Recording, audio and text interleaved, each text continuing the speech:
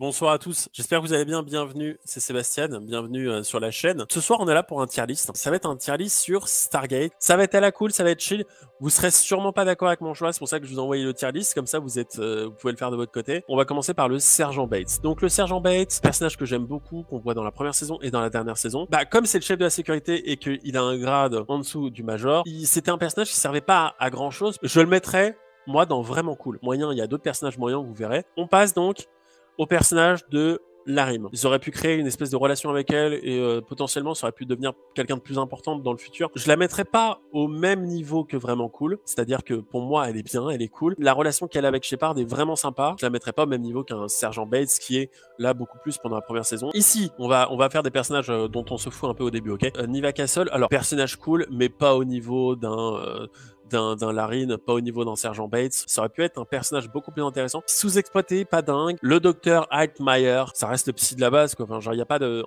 construction de personnage. Et c'est quelque chose qui, moi, me dérangeait beaucoup avec Stargate Atlantis, ce qu'on n'a pas avec Stargate Universe. Kanan. Alors, lui, j'en ai rien à secouer. On sent que le personnage de Kanan, sans qu'au début, c'était pas vraiment le cas, il dégage rien de spécialement intéressant. Il aurait pu être mieux utilisé. Je trouve qu'ils l'ont mal utilisé. Dites-moi dans les commentaires si vous êtes d'accord, si vous êtes pas d'accord. Kanan, aucun développement de personnage ou pas suffisant pour être intéressant. Mais c'est exactement ça en fait, c'est qu'il n'y a aucun développement, il n'y a rien. On sent que c'est vraiment le personnage qui est là juste pour faire avancer l'histoire par rapport à la grossesse de Teyla. Ah non, elle. Alors moi je vais être honnête avec vous, son personnage là de l'ancienne, j'en ai rien à foutre. Mais c'est la nana qui est là pour être la copine de Kirk dans les épisodes. On est sur une autre planète et il faut absolument qu'il couche avec une extraterrestre, il faut absolument qu'il ait une copine extraterrestre. Il y a ce personnage là, c'est ça. C'est pas parce que en fait t'as un personnage masculin que t'es forcément obligé d'en faire un sex symbole qui va se taper toutes les nanas, ce genre de choses. Alors, on va continuer avec les personnages dont on se fout un peu. Peter Grodin, à la limite, sa mort est stylée, mais sa mort sert à rien. Ils savaient peut-être pas quoi faire du personnage non plus. Ils avaient peut-être trop de scientifiques. Ils se sont dit, bon, à un moment donné, il faut qu'on en tue certains. Everett, j'ai bien aimé son personnage. Personnage que j'aurais aimé voir dans une saison 2. Je comprends qu'il y a Major Shepard, ce genre de choses, que ceci, cela, que c'est censé être le head leader, tout ce que vous voulez. Je trouve ça dommage qu'ils s'en soient séparés, ou en tout cas peut-être le revoir. Alors là, par contre, ça va pas plaire à tout le monde, mais déjà, ils ont le luxe énorme d'avoir Robert Patrick,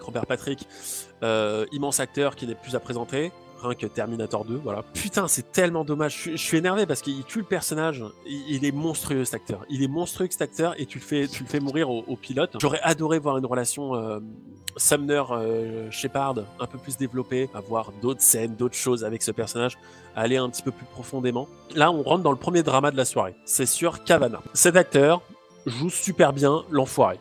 C'est-à-dire que, pour moi, ce personnage, c'est le mec que tu détestes, mais que tu kiffes détester. Toutes les scènes où il est là, elles sont mythiques. C'est juste un mec hautain qui est persuadé de connaître tout. J'ai envie de mettre ce personnage, et c'est là où on va pas être d'accord. Vous êtes prêts ou pas? Vous allez pas être d'accord. Je kiffe ce personnage, je vais le mettre dans vraiment cool. Lui est stylé, mais on s'en fout un peu.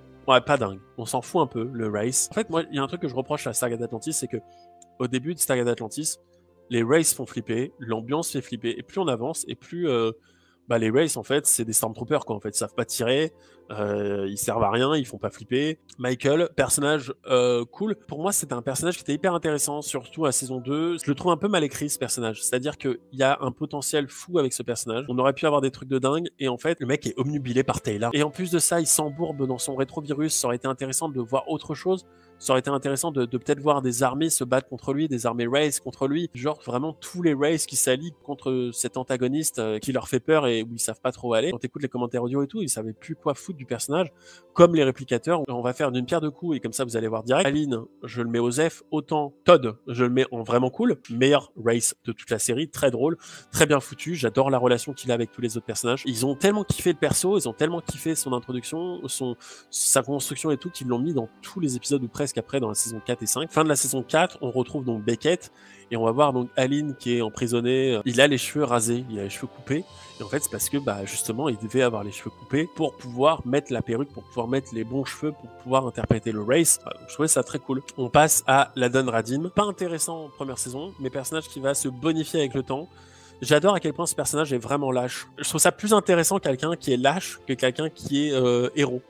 Parce que quelqu'un de lâche, en fait, t'as juste envie de le détester. Au fur et à mesure, il va faire des trucs, il va prendre le pouvoir, il va devenir le commandant suprême de la flotte, enfin des Jedi. Et jusqu'à la fin, c'est un personnage qui est antipathique, insupportable. Mais c'est ce qui rend l'évolution de certains personnages plus iconiques si d'autres personnages n'évoluent jamais. Il est malin, il est smart, il sait très bien ce qu'il fait. Et j'aime beaucoup ce personnage. Là, on arrive dans les personnages vraiment... Là, on arrive vraiment dans des personnages difficiles. Le commandant Cowen. Commandant Cowen, je vais le mettre au même niveau qu'un Ladom Radim. Commandant Cowen, pour moi, c'est un personnage qui, mine de rien, veut le meilleur pour son peuple. Un peu dictateur sur les bords, voilà, qui a envie quand même de détruire les races, il a envie de faire la guerre aux races, malheureusement il n'a pas les moyens technologiques pour. Dans Stargate Atlantis, on nous les présente comme un peuple où ils sont 200, tu vois. Sauf qu'en fait, tout le monde sait qui c'est. C'est que tout le monde dans la galaxie connaît les Jedi. Ils ont une armée, qu'ils ont des soldats, ce que tu veux. Mais les races, ils se disent juste, ah bah c'est des pauvres petits fermiers, ce genre de choses qui cachent rien. On va passer. Carter, elle est incroyable dans Stargate Atlantis. Elle est incroyable dans Stargate Universe. Elle arrive pour une saison de Stargate Atlantis et ensuite elle va partir. Pourquoi elle part? C'est parce qu'elle va aller bosser en tant que réalisatrice, mais surtout actrice, sur la série Sanctuary, qui était un peu son bébé. Ça va arriver au niveau de la saison 5, donc c'est au niveau de 2008 à peu près, Sanctuary. Je peux pas la juger sur l'entièreté d'une série. J'ai apprécié quand même son personnage, et même si parce que j'ai apprécié son personnage dans cette série, et je juge seulement dans cette série, je la trouve vraiment cool. Maintenant, elle a ce côté un peu plus dur qu'elle a dans Stargate SG1, ou dans Stargate SG1, elle fait partie d'une équipe, pas dans les légendes, parce que vous verrez qui je mets dans les légendes, mais vraiment très très cool. Jason Momoa, c'est un acteur que j'aime beaucoup maintenant. Je n'aimais pas ce personnage parce que moi j'ai toujours préféré Ford. Je le trouvais iconique, je le trouvais stylé, j'adorais la relation entre Shepard et lui. Je le compare un peu à Greer dans Stargate Universe, c'est-à-dire que t'as l'impression que le mec a vécu des choses un peu ouf dans sa vie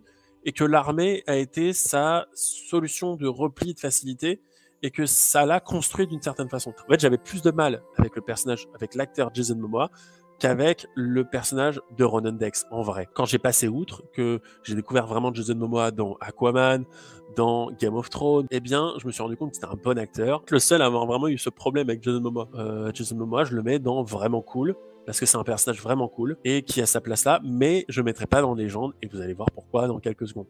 On va passer maintenant à le colonel Caldwell. En fait, moi, j'ai beaucoup aimé son personnage. Je trouvais qu'il était très cool et il fait partie intégrante de Stargate Atlantis depuis la saison 2. C'est un personnage à part entière, même si on le voit très peu de fois à l'écran par rapport aux personnages principaux. Moi, c'est un personnage que j'ai beaucoup aimé. D'ailleurs, petite anecdote, si vous avez regardé la série Sons of Anarchy, on va retrouver le personnage de Ellis. Donc lui, les deux acteurs, je trouvais ça drôle parce que les deux personnages sont dans Sons of Anarchy. Grim Bastard, Motor Range. Exactement. Exactement, je vois que certains ont les refs. J'avance. Elle, Mrs. Miller. En vrai, elle est moyen. Je la mets pas dans vraiment cool parce qu'elle est pas vraiment cool. Son personnage est sympa, mais on l'aime surtout parce qu'on aime la relation qu'elle a avec son frère. En plus, ce qui est cool pour l'anecdote, si vous ne l'aviez pas, c'est que Mrs. Miller, eh bien, c'est la vraie sœur de David Hewlett. C'est sa vraie sœur, c'est la sienne, qui joue aussi sa sœur dans la série Stargate Atlantis. Mrs. Miller, dans moyen, elle est intéressante, mais c'est sublimé par la relation qu'elle va avoir avec McKay. Devient un personnage beaucoup plus touchant que juste un personnage qui se fout de sa gueule. Si oui ou non vous êtes d'accord, si vous n'êtes pas d'accord, mais moi je trouve qu'on est sur une liste plutôt honnête. Je vous rappelle que si vous avez envie de faire votre liste de votre côté, n'hésitez pas à faire votre liste et la partager après sur Twitter ou sur Discord. Discord, c'est dans la description. Voilà, vous avez un lien Discord si vous avez envie de rejoindre. On va parler maintenant de Lorne. Je le trouve très attachant, son personnage. J'aurais bien aimé le voir général et ça aurait été cool. Quand ils feront la suite de Stargate pour cette 4e série. Je sais pas comment s'appellera cette série, Stargate Extinction, je ne sais quel autre nom. Il a moyen de revenir parce que c'est un personnage aimé des anciens fans. Ça permet d'avoir le retour d'un acteur qu'on aime bien. Ça permet de revoir un acteur aussi avec une construction différente. Peut être potentiellement colonel maintenant. L'avoir général 20 ans plus tard, ça pourrait être potentiellement honnête. C'est un des seuls personnages extérieurs à Atlantis qui soit développé. On sait un peu sur sa vie, on connaît quelques trucs, on sait qu'il faisait des terreurs nocturnes, justement, là dans l'épisode de la saison 4. On dévoile pas non plus énormément de choses, et dans la saison 4, justement, on va le voir en général dans le futur hypothétique, justement, narré par René Mackay. Alors, est-ce que tout le monde est d'accord, je pense, pour mettre lui dans Légende? Lui, de base, René Mackay, enfin son interprète David Hewlett, de base, quand il arrive dans le casting de Stargate SG1, il joue ces deux épisodes, donc il y a l'épisode 48 heures et l'épisode Rédemption, je sais plus comment ça s'appelle. Et quand il présente Stargate Atlantis, il présente un autre acteur, rien à voir, vraiment rien à voir. Au final, il pense plutôt à lui, c'est devenu René Mackay. C'est devenu Mackay, en fait. Ce personnage a été changé en Mackay. Ils se sont dit, mais en fait, on a déjà un personnage antipathique, on a déjà un personnage insupportable. Ils l'ont rendu moins insupportable que dans SG1, plus sympathique, parce que dans SG1, il est vraiment insupportable quand ils lui mettent des claques. Il y a deux acteurs qui se sont bien sortis potentiellement de Stargate Atlantis, c'est Jason Momoa, principalement pour son rôle dans Game of Thrones. C'est ça qui l'a vraiment fait exploser. Et David Hewlett, qui sort de La Planète des Singes des origines, qui sort de Midway. Il a fait également d'autres films. C'est un acteur qui a joué dans pas mal de choses et qui joue toujours dans pas mal de choses, dans des séries aussi. Alors, il n'est pas aussi bankable qu'un Jason Momoa, mais c'est celui qui s'en sort le mieux avec Jason Momoa. J'adore John Shepard, mais je mettrais pas potentiellement McKay au même niveau qu'un John Shepard. Je vous l'ai dit, j'adore Ford. J'ai été très déçu de sa fin. C'est un personnage que moi j'ai beaucoup aimé, je vous l'ai déjà dit. J'étais tellement content qu'on l'a revu 10 secondes dans la saison 5, je me suis dit putain, on va le revoir. Je pense qu'ils avaient envie de faire revenir Ford, peut-être pour une saison 6. On sent qu'il y avait un potentiel avec Ford. Ça s'est pas fait et malheureusement on n'aura jamais de suite. Potentiellement la seule série où je pense qu'on peut avoir une suite et une fin, c'est Stargate Universe. Je vais le descendre pour une fois. Le dernier tier list que j'avais fait, je me suis quand même maté Stargate Atlantis depuis et j'avais oublié à quel point son personnage était incroyable, McKay. Donc je vais vraiment me mettre dans la légende. Jennifer Keller, je vais mettre son personnage dans vraiment cool. Je trouve qu'ils sont au même niveau, Beckett et Keller. La passation a bien été réussie. Après, tu te demandes un peu ce qui se passe parce que, bon, bah, en saison 4, t'as Beckett qui revient. Les fans étaient tellement fans de Beckett qu'ils ont pas accepté sa mort, qu'ils comprenaient pas pourquoi le mec était plus là, qu'ils ont souhaité absolument qu'il revienne au point qu'ils campaient devant le studio, qu'ils faisaient des manifestations. Maintenant, Jennifer Keller, la relation avec McKay me plaît beaucoup et surtout, c'est un personnage qui s'est bien intégré à l'équipe, qui s'est bien intégré dans la série. La storyline est un peu basique sur son personnage, mais on apprend quand même pas mal de choses, un peu moins que sur Beckett. Limite un personnage qui va un peu remplacer Ware, j'ai l'impression. Ware, ça va être problématique. C'est que j'aime bien son personnage, mais en fait, elle me saoule de plus en plus. Je vais quand même, parce que c'est Ware, la mettre au même niveau que Vraiment Cool. Elle revient en saison 4, elle revient en saison 5, mais par les traits d'une autre actrice. Donc là, je compte vraiment le personnage de Ware. Là où c'est intéressant, c'est que Ware, rappelez-vous cette interview de Joseph Mallozzi que je vous conseille d'aller voir encore une fois. Joseph Mallozzi dit quelque chose, il dit « On devait faire revenir Ware ». Donc Ware devait revenir en saison 6 sous son vrai rôle, sous son vrai personnage. En saison 1, elle est aventureuse, elle a envie de découvrir des choses, ils savent pas quoi faire de Ware et ils savent pas quoi faire de Teyla. En saison 1, t'as l'impression que Shepard et Teyla, ça va être ensemble. En saison 2, t'as l'impression que Ware et Shepard vont être ensemble. Pas de problème avec le personnage de Teyla, mais je le trouve pas spécialement intéressant. Maintenant, j'ai rien contre l'actrice. Vraiment, si un jour j'ai l'actrice, l'occasion de parler avec l'actrice lors d'une interview, ça pourrait être hyper cool. Je crache pas dessus et je pense qu'il y a moyen qu'on sape bien des barres parce qu'elle a l'air d'avoir plein de choses à dire et elle a fait autre chose que Stargate. À un moment donné, il donnait tellement de pouvoir à Teyla que on avait l'impression qu'elle allait remplacer Ware. Alors, lui, c'est le meilleur glow-up de toute la série. C'est-à-dire que dans SG1, c'est une merde. C'est un mec que tu détestes.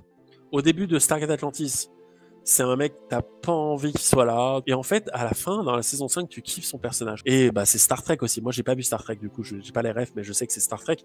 Et c'est, bon, bah, c'est un personnage très important dans Star Trek. Donc, il a joué dans Stargate et Star Trek. Imaginez quand même la classe du bonhomme. Alors là, on arrive dans les légendes. Je vais le mettre dans légende parce que ça reste quand même le colonel Shepard, on va pas se mentir. C'est un personnage tellement badass, une icône tellement des années 2000. Et dans Stargate Atlantis, il est monstrueux. Si Shepard avait été le premier avant O'Neill, on préférerait Shepard. Shepard emprunte beaucoup de O'Neill. Et Mitchell emprunte beaucoup de O'Neill, mais le problème c'est que Cameron Mitchell, il arrive juste après O'Neill. Et c'est pas facile de remplacer O'Neill, c'est pas facile de remplacer Richard Dean Anderson. Mais voilà, Shepard on connaissait pas, l'alchimie entre lui et O'Neill marche bien également dans les scènes. Parce qu'ils ont le même sens de l'humour, ils ont le même truc, ils ont ce côté, ils se font passer pour des gens simples, pour pas passer pour des héros, ils vont passer pour des mecs lambda qui ont fait un truc normal alors qu'en fait ils veulent cacher leur action héroïque. C'est ce qu'est O'Neill et c'est ce qu'est Shepard aussi. C'est ce qu'est Cameron Mitchell pour le coup également, mais Cameron Mitchell d'une autre façon. Donc voilà. Kolya, j'aime beaucoup son personnage, Kolya. Pour moi, c'est vraiment l'un des méchants suprêmes de Stargate. Et alors, lui, c'est pas parce que je l'ai rencontré qu'il est très très gentil en vrai, hein. Le yin et le yang de McKay. La relation entre les deux marche très bien. Presque une amitié ou une jalousie fraternelle entre les deux. On passe d'un personnage très peu vu, limite un peu... personnage secondaire très tertiaire à un personnage qui est un personnage secondaire mais qui est très apprécié par les fans. D'habitude j'aime pas dire ça, oui c'est une vidéo qui a pas marché, c'est une vidéo pour le coup que personne n'a vu sur la chaîne, on est 15 000 sur la chaîne et malheureusement vous êtes le noyau dur, vous l'avez vu mais une grande majorité des gens ne l'ont pas vu. C'est une interview de 5-7 minutes où je parle avec l'acteur qui fait Zelenka, on a parlé de Stargate Atlantis, on a parlé d'Anatoly dans Arrow et c'est un très bon acteur qui sait jouer plein de choses, donc vraiment je vous conseille vraiment d'aller voir cette vidéo parce qu'elle vaut vraiment le coup et le mec était juste charmant. Donc Légende, on est d'accord, c'est McKay, c'est le meilleur. Il faut bien remonter un personnage. Vous serez tous d'accord pour remonter Carson Beckett. On a tous pleuré sa mort, on a tous kiffé le revoir. Maintenant, Zelenka, moi, j'adore son personnage. Et je vais mettre Zelenka en légende. Vous allez vous marrer, mais en fait, vous regardez bien, il y a beaucoup de personnages féminins que j'ai mis en mauvais. J'ai l'impression qu'ils savent pas écrire des personnages féminins. En tout cas, des personnages féminins secondaires. Principal, il n'y a pas de problème. Des personnages féminins secondaires ou tertiaires, là, c'est un peu plus compliqué. Il n'y a pas 4 personnages principaux dans Stargate Universe, il y en a 25. Dans SGU, les personnages féminins sont beaucoup mieux écrits. Écoutez, donc, mon top, c'est donc celui-ci. Si vous avez envie de me partager ça sur Twitter ou sur Discord, n'hésitez pas. Si vous avez envie potentiellement une prochaine fois de venir sur la chaîne pour discuter de Stargate, c'est avec grand plaisir, j'adorerais pouvoir discuter avec vous. Je vous ferai une petite tier list Stargate Universe, un de ces quatre. Vive Stargate. C'était Sébastien pour la chaîne Mediavore. On se retrouve très prochainement dans une nouvelle vidéo. Ciao, bye bye.